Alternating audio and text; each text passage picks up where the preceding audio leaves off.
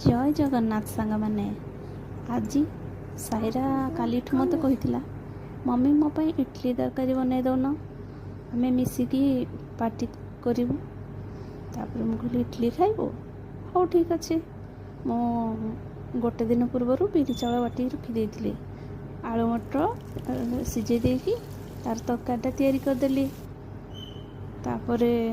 आसीगला तार सांग माने भौणी आसी सांग होइकी खेलिबाकू लागिले मझिरे मझिरे देखिबाकू आसुतिले तरकारी हेलाणी इडली हेलाणी मम्मी इडली तरकारी से नहीं देली से माने फोटो उठेबा भाबिकी पोज दबा स्टार्ट करथिले